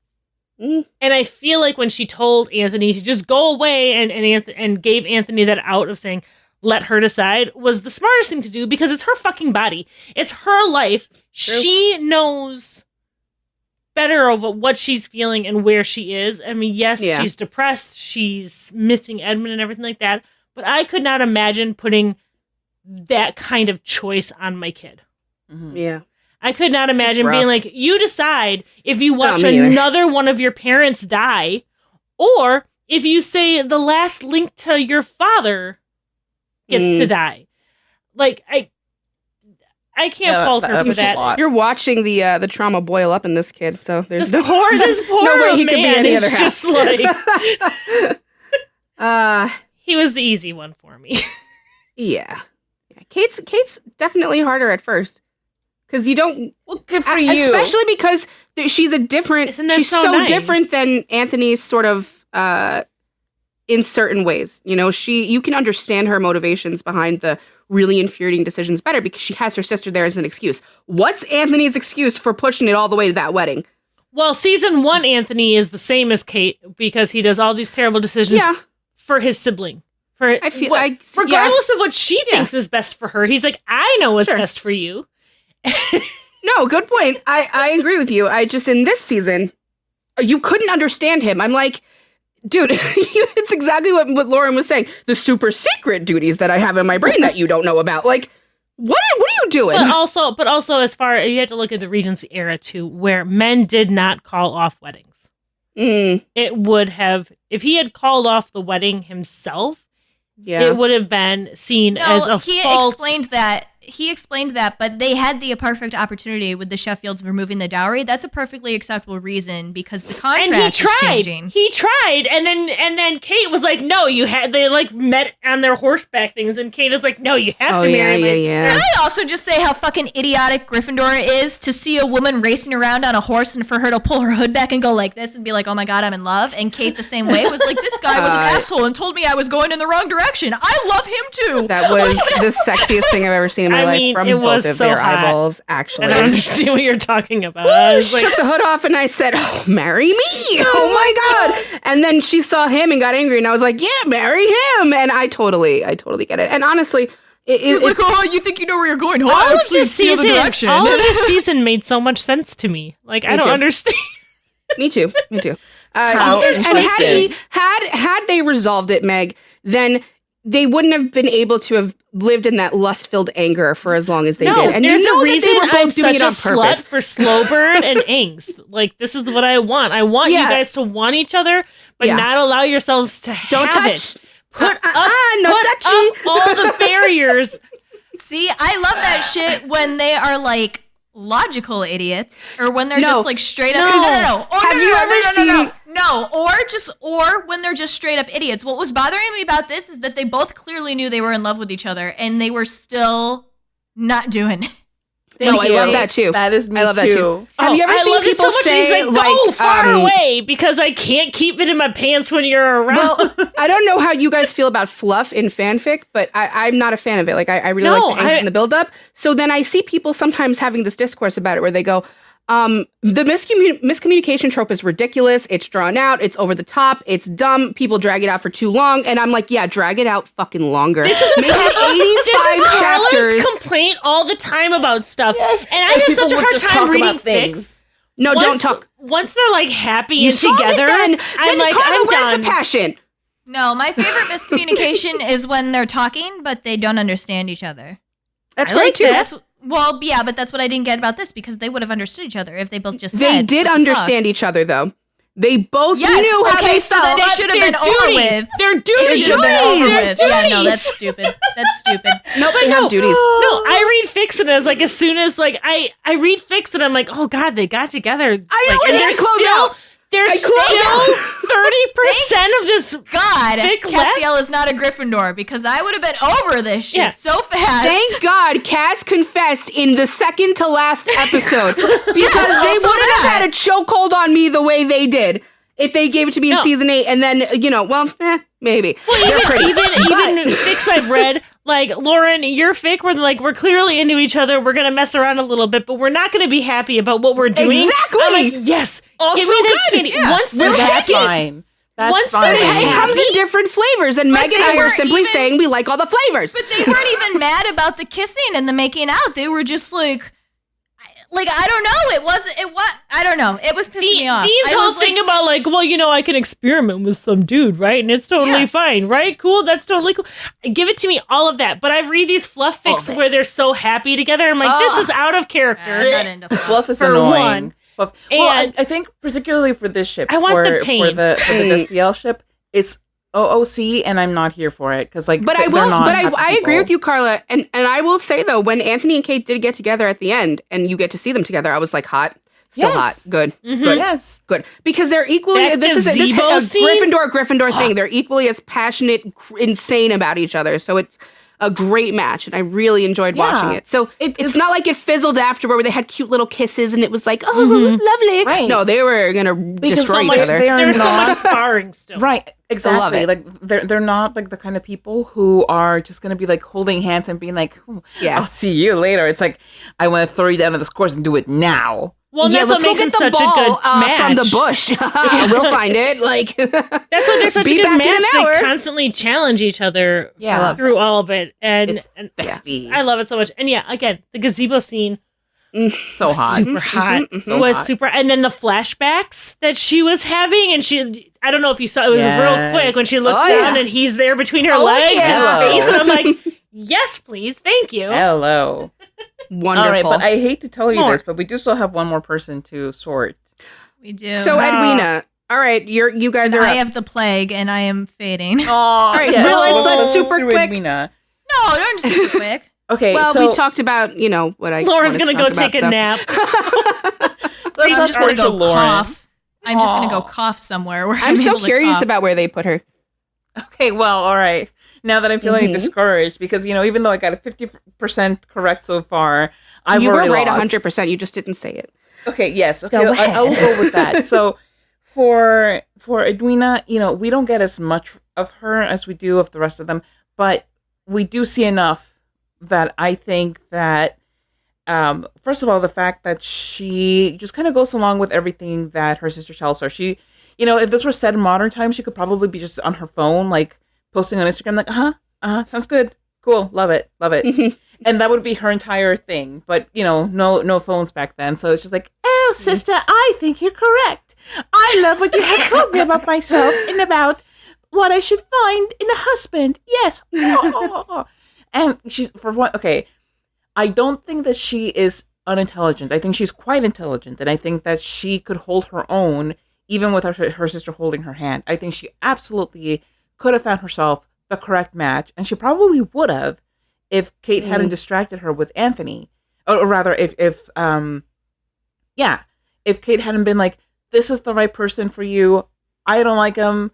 But because she fought it for selfish reasons at first, but then in the end, I was talking more when she came around and she was like, this is the only way, clearly. Like, Anthony, you have to marry her because this is the only way. But I think that she would have found somebody on her own.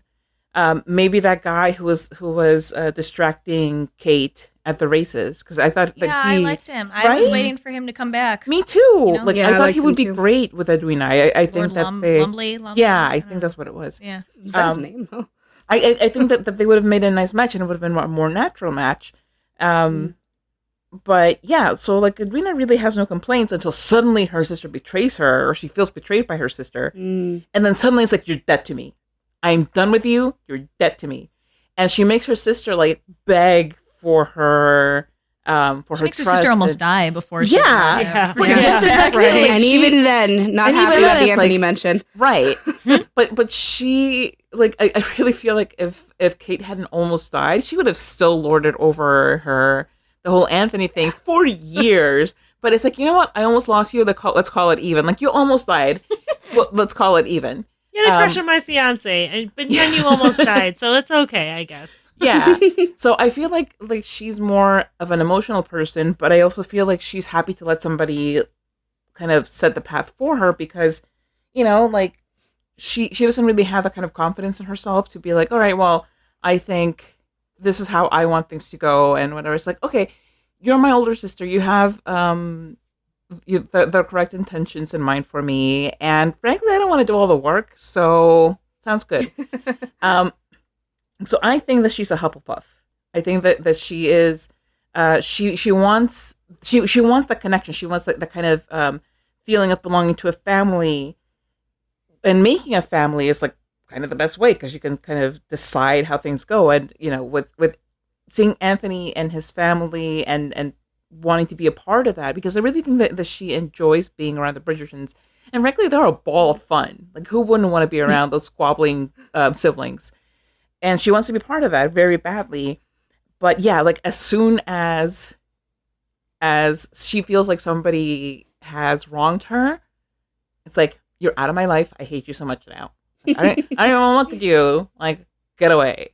So yes, those are my observations on why Edwina is a Hufflepuff. Nice. All right, Meg? I do think also she's a Hufflepuff because she... Honestly, so much of it was because I just didn't feel like the other houses fit more than I was like, yeah, she's a Hufflepuff. So you did the Rachel method. That's right. Good job. But she does, like, puts her sister on this pedestal, and when her sister disappoints her, she is just done. Because she is she's loyal and all this other stuff, which, you know, Hufflepuff. But when that is betrayed, then she holds this grudge. And if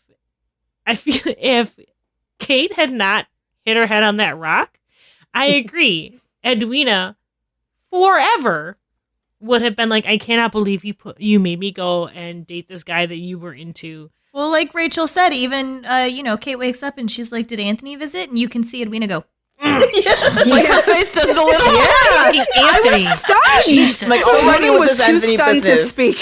Yeah, she did the twitch. She did the, do I yell about this or you're still almost dead?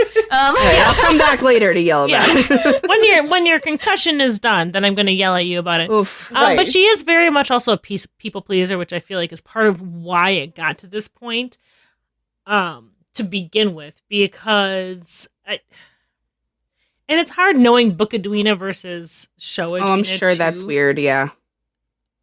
I don't think that they're the same house, Book Edwina and Show Edwina. I don't think they are. But that's why it's probably weird, because if you can think about both, yeah. I just forgot Book Edwina. I just threw her from my memory. But she's fairly naive, and and it's kind of an acute naivete. I don't think she's stupid at all or anything like that, but I think she is very much just kind of a more relaxed, in my opinion, than the other houses, is where I'm generally thinking it's a Hufflepuff, unless they're a grumpy Hufflepuff.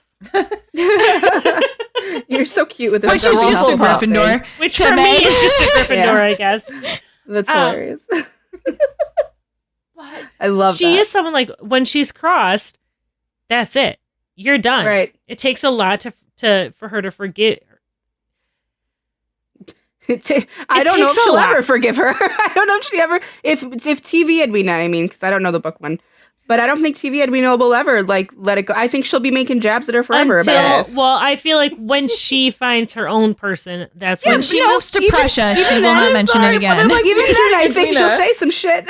I'm picturing them. Yeah, like, even going then she'd be like, "Oh, store. I'm so glad. Look at my niece and nephew, who wouldn't be possible if I hadn't let you guys get married." Exactly. I feel like they're at a store, okay, and they're looking at all of the different kinds of dresses that she could have, and she's trying on. Like, you know, she's being fitted for this particular dress, and Kate is like, oh, I don't know about that one. And Edwina's like, remember when you didn't know about my husband and it was because you wanted him for yourself? That's fully what I see. Are you telling me that you want this dress for yourself and that's why you're not sure about it for me? Excuse me, Miss Modiste. Please make one for my sister because clearly... But she's a hater, so... But she's very, like, sweet and go with the flow. She's smart and everything like that. But when she is crossed... That's it. Like like I said, like we said, it took Kate nearly dying, and even then she was like, was it tragic enough that I can let you back in? And when she makes that moment, and Kate's like, I'm your sister, and she goes, half sister, and I'm like, oh, that stung. Nothing will hurt a Gryffindor more, apparently.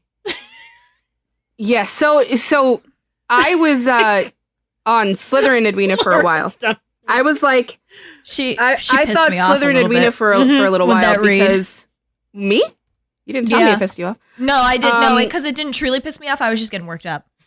You should have said. I wasn't married to it at all. I didn't really care about this. I know. I convinced you within like 10 seconds. Because a Hufflepuff is a Slytherin light. So anytime I say Slytherin first, it's like I'm basically there.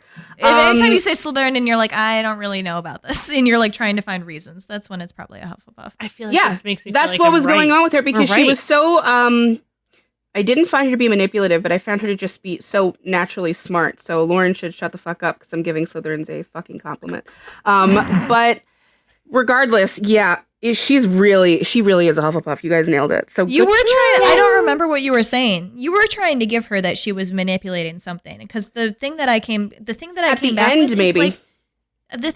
back with is like she did not do anything to make anything happen. Well, no, but she at the was just end, passively. But that's what. Yes, I didn't say that you didn't agree with me. She was just passively there. I was like, she obviously really wanted to meet the Sheffields. She was so excited about meeting them. And she had apparently never reached out to them on her own, had never asked her mom or her sister about them, was just like passively, oh my God, they fell into my life. This is so great. I wanted to meet them. Like, you know, like that was just her the entire time. Like, oh my God, I want to fall in love. And all these men are just falling into my lap. Like, that's great. And I'm just going to talk to all of them. Like, she didn't do anything to make anything happen. So I was like, she's not a Slytherin. And I just watched the Pall Mall scene again where she's like not into the competitiveness and actually leaves the game because it's too. And I'm like, that's not a Slytherin. That is not a Slytherin who is like, this game's a bit too much for me. No, I agree. Like we can be like that if we're bored or if we're like, why are these people acting this way? But she was not. She's really reactionary. Like, so I don't really sort characters on a purpose level. If I don't think we're going to do it on the show, I don't like give them too much thought because I'm so laser focused on not getting the sorts for the show wrong. So I didn't really give her a lot of thought until things really started to shit hit the fan with her. And then how I watched her talk to her sister, and I was like, damn. And then I watched her with the Queen. You said once to me that you were like, I think she's like a sweet Slytherin. Because I was walking it back because I was like, okay, so if she's a Slytherin here, then I have to make it fit in the beginning, right? When she was just being really cute and naive. Mm-hmm. But at the end, then again, with the Queen, when she made her, like the king came out all sick, you know, mentally ill, and she fixed it. And I was like, damn. I had felt very Slytherin in the way she did it, but it didn't have the the flair of a manipulative. But that wasn't the motivation. This is part of what I explained to Rachel, that like she just read both their roles, like which Hufflepuffs are very good at. She just read what the king was to the queen and what the queen was to the king, and she literally just stated that, like to diffuse. That's what she did, and that was her whole thing too, with getting mad at Kate, where she was like, I didn't ask for any of this. Like, I don't want this. And like, I can kind of get where Kate was like, well, I had to do this for you because, you know, I'm in charge and my duty is that nobody knows about. I agreed with Kate. I know. But she was like, but you're helpless. But Edwina was getting mad because she was fine with having the role. She was fine with them telling her, hey, Kate doesn't want to get married, but you should get married and you should find a husband and have kids and find love. And like, it should be love. She was fine with this. She was like, yeah, I want that role. And she told Kate, she was like, I pictured that with Anthony. Yeah. I actually stepped into that role and pictured it. And she was like, now I have to reevaluate it with this new information. But I was already there in that role. And you could see her when she was talking to Anthony, and she was like, okay, this is what got me to that she was a Hufflepuff. Because Anthony, from the beginning, and continued, never led her on, told her that he would not be able to love her and that he was not going to love her. And this is where Rachel was saying maybe Slytherin too, because she was like, maybe it's like a having confidence in yourself thing, because I was like, Edwina clearly thought that she could change him. Yes. Like she clearly thought that she could make him love her. And Rachel was like, well, isn't that Slytherin? And I was like, no, because she wasn't doing anything to make it happen. Yeah. You know, like she wasn't trying with him or having conversations with him. She just thought by virtue of who she was that she could make him fall, which is, you know, and fine. I said to Lauren, I said, don't you think that's a little chosen one syndrome? But it's not, because, again, you're not putting any effort into making the thing happen. It's a very different confidence in yourself. Yeah. It's not the confidence of a Slytherin who is like, I have abilities to do things and I am good at doing those things, and you will see me the way I want to see you when I show you who I am and I do these things. It's a Hufflepuff who knows their role and knows what they bring to the table and are like, that should be enough for you. And I think so much of that comes across when she talks about how she's like, well, Anthony liked hearing about the books that I read that he hadn't read or anything like that. And I can just talk to him about what I'm already doing and not have to actually put any work into it. No, just be me. Just be me. Yeah, no, and that's exactly it. And so she clearly thought that she was changing him, even though he said and never led her on. He was very good about this, that he was not going to love her.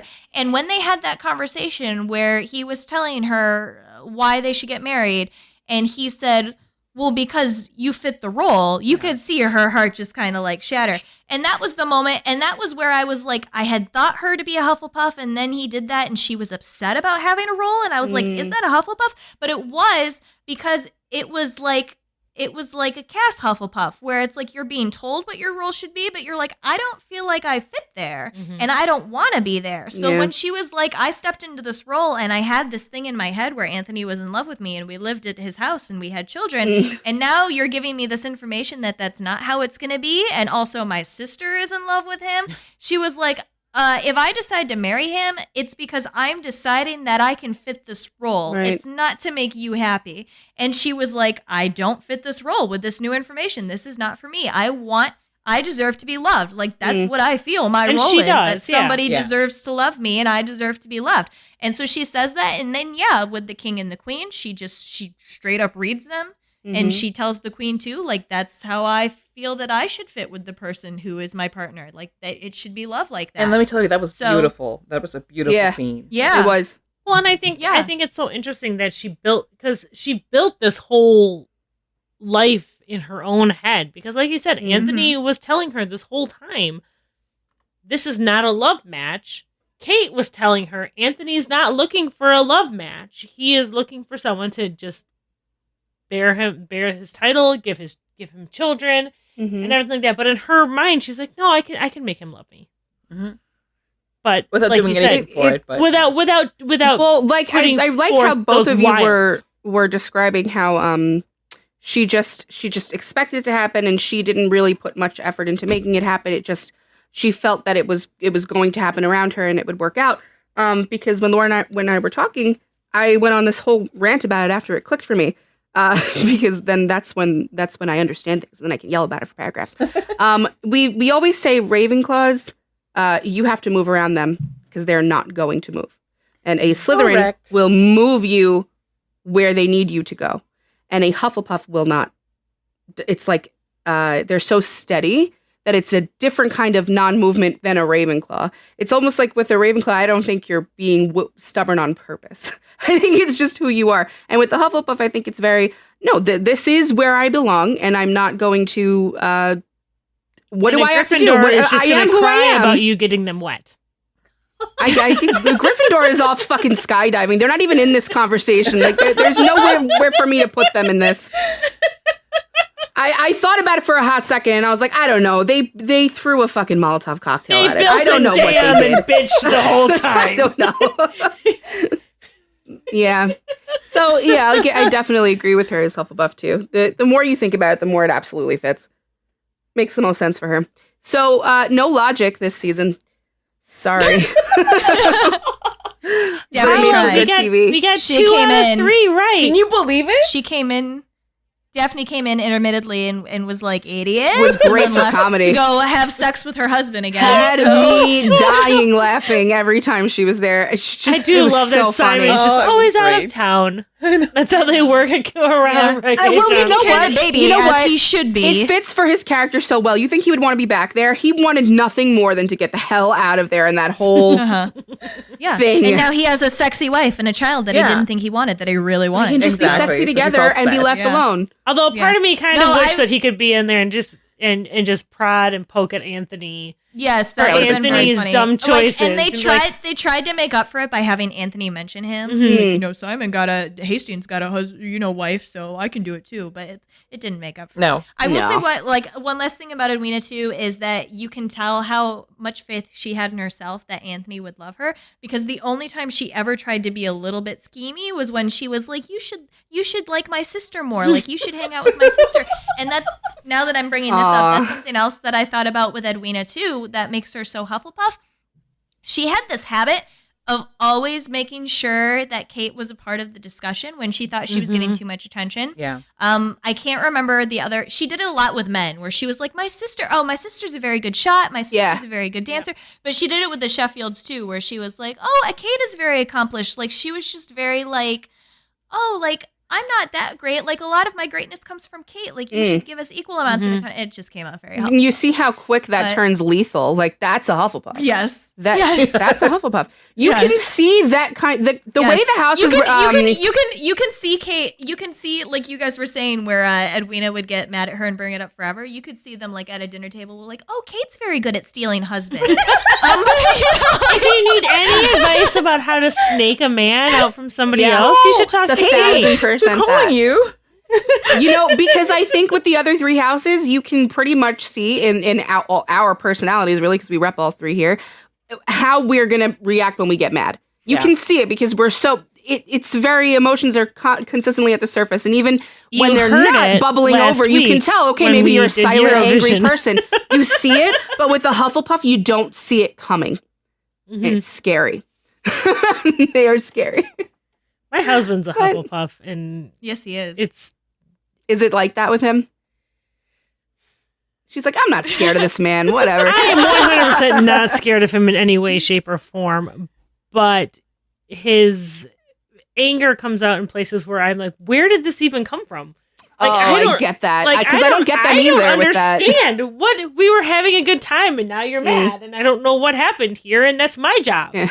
Right. Like Carla and I on our podcast frequently talk about needing to be the dramatic one in a relationship. Right. And that's what's very hard for me. Like, my husband's not very... the drama? Yes, I am. Please be my steadfast. Like, you talk about, like, Hufflepuff's like, I'm not going to move. This is my role. That is very much my husband. He is just like... solid. He is solid. And I'm just like, well, I don't know what's going on. What's water? Oh, you know what, Meg? I figured out what we are in the analogy. They have all these moving analogies. We're just the pieces that get moved. we just go wherever, depending on how we feel. We let them move us if we're vibing with it. So like if a Ravenclaw is pissing me off, I'm not moving around them, but a Slytherin will come and pick me up and put me over there because I'm vibing with them.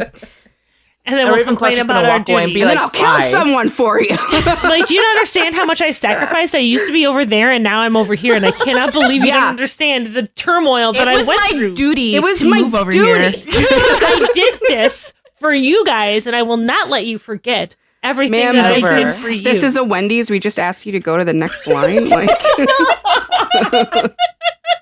I was having a conversation with someone the other day who they don't know anything about sorting. So I was So me I was in just, hell. No. Like somebody, like they didn't know anything. They didn't even know that I do this. So I was just talking about sorting, but I was like, I said something like, oh yeah, Slytherins will die for the people they love. And they were like, haha, that sounds like a Gryffindor. And I was like, Gryffindors die for people they don't love. Like, I don't think you know what you're talking about. Gryffindors will die for the person across the street that just happened to be over there. Please just kill us. I can't take it anymore.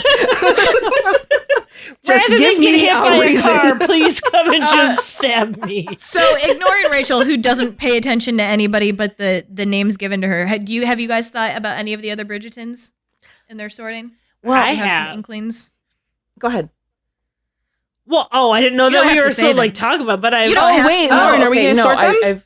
No, they get their own season. Okay, cool. Oh, so then I can't say what I think. I have thoughts. No, because I have. That's why I said other than Rachel. Wait, are you saying that we're not going to be invited on to other episodes about Bridgerton? Just be on every episode forever, Meg. That's it. It's done. We'll be here next week to talk about our friend's death.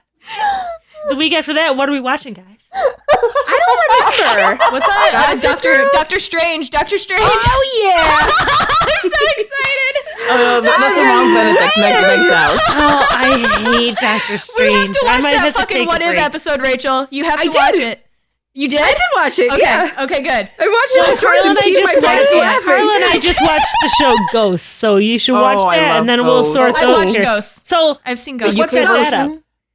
It's on CBS. It's you guys watch the BBC version? We watch on HBO Max. What is it? Tell me, it sounds spooky. Oh my god, it's not spooky. It's hilarious. It's not spooky. No, it's so good Ghosts, though. I think Rachel, I think you would honestly love it. Watch it on HBO Max. It's the BBC, the original Ghosts. The CBS version I haven't even watched. The correct one, American, and it's about ghosts. It's not bad. Who are haunting this like super old place that these two like total.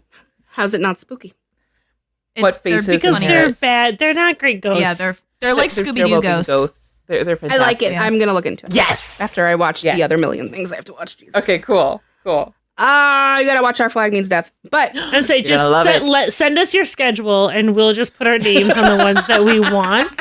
Much like we do with Aaron, who is just like. What are we doing in May after Doctor? Is it Gossip Girl yet? Spider-Man. We're doing Toby Spider-Man. Oh, George will be thrilled. It's his favorite. For his birthday. Oh, cute. He got a birthday episode. Weird little Gemini Ravenclaw that he is. Marty wants to come on Doctor Strange, though, because he actually gives a shit. And he likes Doctor Strange? He likes Marvel. I don't care. Cool. Rachel and I are going to be really annoying about Doctor Strange. Like, insanely annoying about him. I love him. You literally just said you don't care about Marvel. No, I don't. I don't like superhero stuff. We never he's close a wizard. And he's mean. I love that. You're a wizard, Harry, and you're also a bitch. Yeah. Harry is such a bitch. That's why he's my favorite. It's not our job to close out, Carla. This isn't our podcast. No, I'm not editing this. We'll wrap this up in about an hour. I got more things to say. Let's talk about Our Flag Means Death now. No. Once again, if you listen to this far, I don't know why. It's just been, I couldn't wait to shout out to Anna, who has been tweeting us. I said it earlier. I was like, I couldn't wait to say it. I'm like, I got to talk about Anna on the podcast. Because she was so bright and I was so proud that she got it. Good for her. And good for you guys. I'm so excited for you. This is she only told me about Anthony. I don't know. Yeah, let us know if you got Kate and Edwina right. This is the first time that I got the majority of my guesses correct. Yeah, so you can't keep saying that you're always wrong. You can't. You got to let it go. No, I'm going to. I'm still going to. It's my duty to be wrong. My duty. Like I said, when you were wrong, it's for lack of trying. If I say that I'm always wrong, then it's like a pleasant surprise. No, Meg, because it's the same exact thing with me. If I don't try and I don't care, I get it wrong. And then Lauren is like, it was obviously this. And I was like, yeah, you're right. And I know she knows it's because I didn't care enough. And I know she's judging me. That's the funniest. The funniest thing ever is because Carla and I were talking because I came home from my trip and immediately edited our podcast. And I had about 40 minutes between. And I was like, I can't just go with my gut reaction. I have to do some research. So for these, I was like, I have to put some effort into sorting rather than just what like my brain tells me, because my brain is never right. And look at that. I tried. Though. You did it. Have some faith in you. Anyway, rate us 5 stars. Give us a review. We've had 21 since like October. Guys, I'm tired of that number. I'm jealous. I want more reviews. I know. I want more reviews too. What the hell? We just got a 5-star one that made me very happy. Okay. And like, I don't even know who it was. Yay! Like someone. We have pretty sure one of George's friends wrote "It's Liddy." Yep. For one of our reviews. Surely did. Like when we really very much first started, he was like, "Oh, this is cool. It's Liddy." All right. But yeah, We'll take anyway, it. you've been warned. That Doctor Who episode comes out the Tuesday after Doctor Strange. I'm sorry. That Doctor Strange episode comes out the Tuesday after Doctor Strange releases. So there will be spoilers. So go see the movie opening weekend. I don't know why you wouldn't. It's a whole multiverse thing, and you're going to be spoiled for all the cameos if you don't see it the weekend it drops. So. Oh man, I hope I'm going to be. Yeah, I'll do it. I got a show and everything. Anyway. Thank you for listening. Meg and Carla are going to be here for the 3rd week in a row next week. If you want to, this is how Hannah found out. Yeah. Well, that's how we found out. Carla informed me an hour ago. I feel like we've been very well behaved. I feel like we earned in just this episode or over the course of the 2 episodes? For this episode, we've been very some well Ravenclaws more than some Gryffindors. I am a delight. Same. I'm a goddamn delight. Mm-hmm. And if you want to hear more non-host Gryffindors, but our obnoxious banter. Oh yeah, plug yourselves. You didn't plug yourself. That was your punishment last time. You didn't plug yourselves. Oh yeah. Yes, if you want to hear more, if you want to hear more of just Meg and me, usually sometimes with guests, talking about bedding, wedding, or beheading, a trio of characters from a great array of shows and movies. You can look for us on Bed Wed, Behead podcast on any platform streaming service. Find us on Twitter at Bed Wed, Behead pod, on Instagram at bed.wed.behead.pod. Look for us on other blue social media.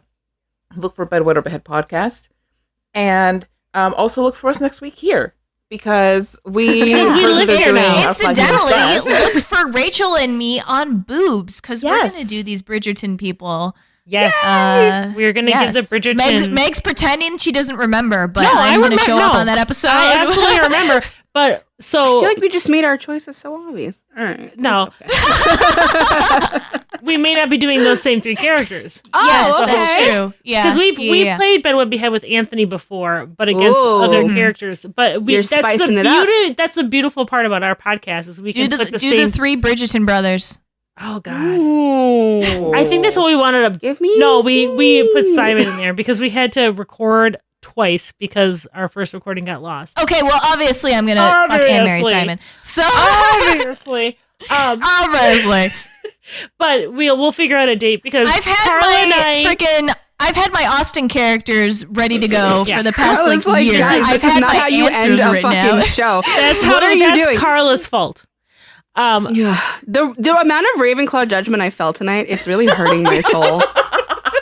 I let myself be myself too much this time. I'm sorry. No. I will bring it in another night. And she's conveniently forgetting that Carla earlier was like, leave my poor Rachel alone. Yeah, but then I opened my mouth. Murder narrative. I opened my mouth. Fit her murder narrative. Exactly. So she's got, yep. All I'm saying is I never heard anything like that. Read Austin. Okay, well, we'll find more later on their podcast that you need to go check out immediately at all the aforementioned places. Thank you for being on with us. Lauren, go drink some soup and get well soon. Drink some soup. Drink soup. Don't eat it. Just drink it. Chug that shit and it'll make you better. Yeah. We'll see you in 2 weeks with Our Flag Means Death. Yay! We didn't know that the show was going to come into our lives, and it did, and it's beautiful. It's like a cannonball. We can't wait. Bye. Bye. Thank you for listening to Sort of Brilliant. If our sorting choices inspired any rage or excitement, we'd love to hear from you.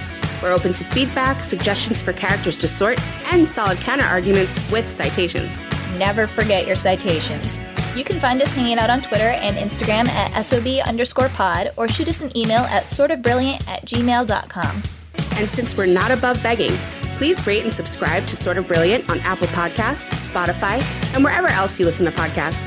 Please share our posts on social media. And if you're a Gryffindor, maybe you'll inspire sorting fights among your own friend group. The theme music is Hot Shot by Scott Holmes. Can't wait to sort with you again next time. Bye!